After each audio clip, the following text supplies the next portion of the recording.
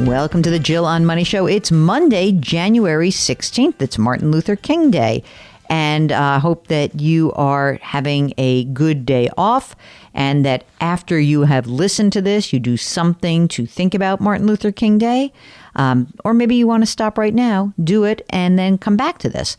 Because today we are airing the third part of the first chapter of my new book, The Great Money Reset, 10 Bold Steps to Turn Chaos into Opportunity.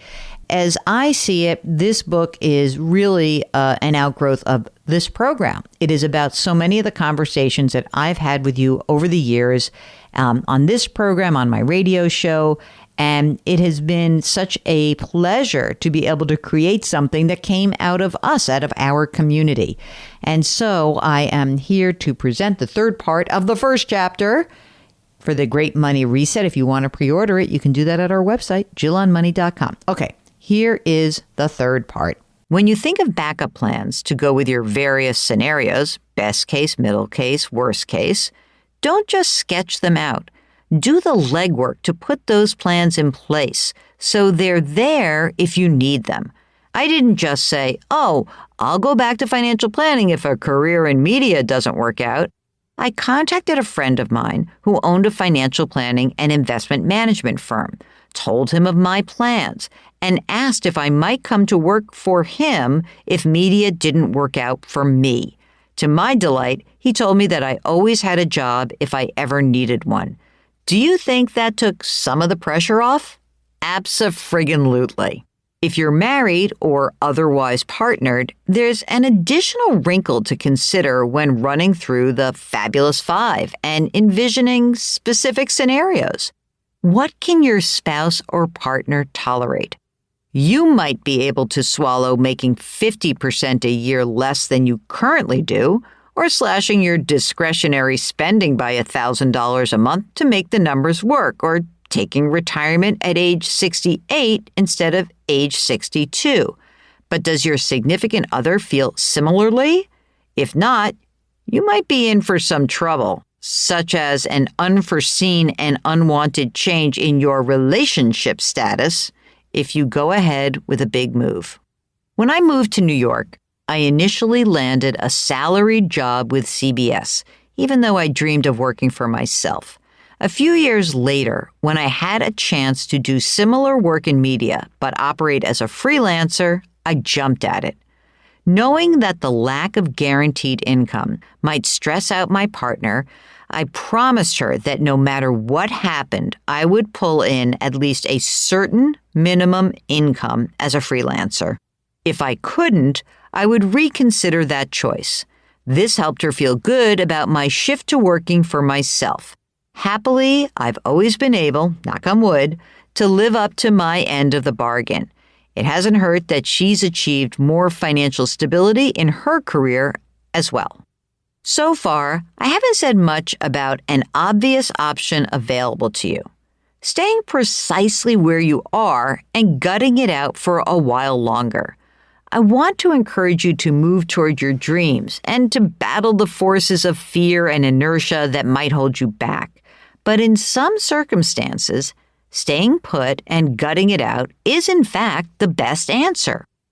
If you only have 3 more years to work before you'll be eligible for a nice, juicy pension, then make the responsible choice and stay. Don't be a child.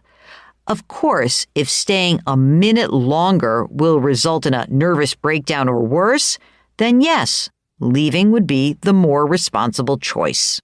When we're contemplating big moves in our lives, we're often in a place of heightened emotion, frustrated as we are with the status quo.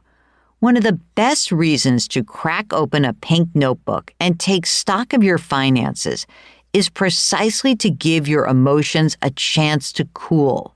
When you do, you might find that a change is the opposite of what you want.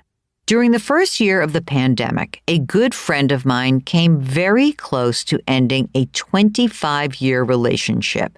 She had worked herself into a tizzy, convincing herself that she hated being coupled and that the right answer was to take up with a woman 10 years younger. When I reminded her that COVID was happening and nobody was happy, she assured me that her discontent was real. I'm great friends with my wife, but our sex life is non-existent. I'm 50 years old. Life is passing me by. The pandemic is making me feel like anything can happen. So why am I staying in this place?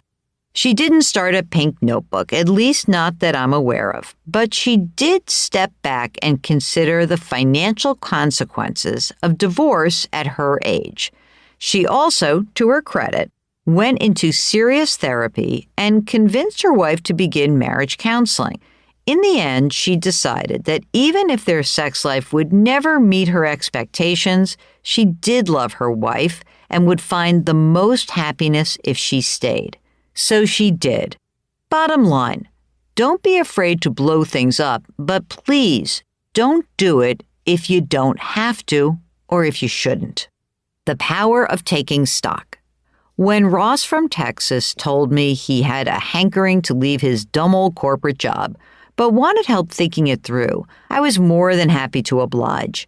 We ran through many of the basics. I learned that he earned $150,000 a year base salary with an extra $25,000 bonus. His wife pulled in about $10,000 to $20,000 a year working part-time. The couple had about $2 million in retirement savings, with $1.8 million of that in a 401k. They also owned an investment property worth $237,000 with a large outstanding mortgage balance, but a positive cash flow of $600 a month. Ross and his wife owned a primary residence valued at about $580,000 that was almost paid off.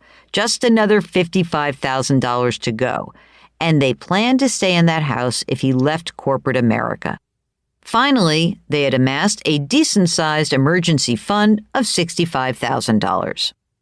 As we considered future scenarios, Ross told me he anticipated he'd need about $80,000 to $90,000 in post-tax retirement income to maintain their desired standard of living. If he waited until age 70 to claim his pension, he would receive $500 a month. If he wanted to claim it early as a lump sum, he would receive $90,000. If Ross and his wife waited until age 70 to claim Social Security retirement benefits, they could count on a combined $57,000 a year in income from that. Ross said that he didn't want to touch his retirement savings until starting to draw on it at age 65, almost a decade from now, if he could help it. As I worked through Ross's situation with him, I found myself getting a little nervous about his open-ended plan to leave his corporate job without a clear plan for bringing in income. The decade between now and age 65 was a critical time. With his wife continuing to work part-time, he would need to bring in over $100,000 each year pre-tax to cover his expenses if he didn't want to tap into his savings. He also would need to figure out a way to cover his and his wife's health insurance costs. Retiring outright would be a bold move, probably too bold. Even quitting his current position to work at a low-paying job or to work part-time would expose Ross and his family to too much risk. I asked Ross if he thought he could find a job similar to his current one that he would enjoy more and that would allow him to earn a six-figure salary. He said he thought he could. He also related that his current company would cover his medical insurance for another 5 years once he left, a benefit that would afford him more flexibility. Overall, I thought Ross would be best served by doing not a total money reset, but a partial one. Yes, he could eventually leave his corporate job, telling his company and his boss to take a hike. But he shouldn't just go out and get an entry-level job afterward or embark on a risky startup venture that would require taking a low base pay for the promise of a future payoff. His best move was to use his existing skill set to obtain another stable, reasonably well-paying job that he found more palatable and finish out his working career for another decade or so. If he could dedicate himself to this middle road, he'd address his current job frustrations in the short term and likely enjoy a more comfortable and less stressful retirement later on. Take the time to run the numbers, and you too might find that those dreams of making a change are more realistic than you think. Maybe you have the financial resources in place to live those dreams exactly as you imagine them. Or maybe prudence will dictate that you tone down those dreams a bit while still getting most of what you want. Maybe the knowledge that you could make a change is all you really needed in the first place. I used to call this Plan F, as in I could tell my boss to F off at any time and know that I would be just fine.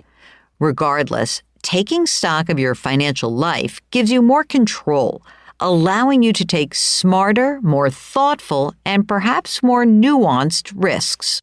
If you do decide to take action, or even if you don't, mapping out your money can leave you more confident in the soundness of your choice.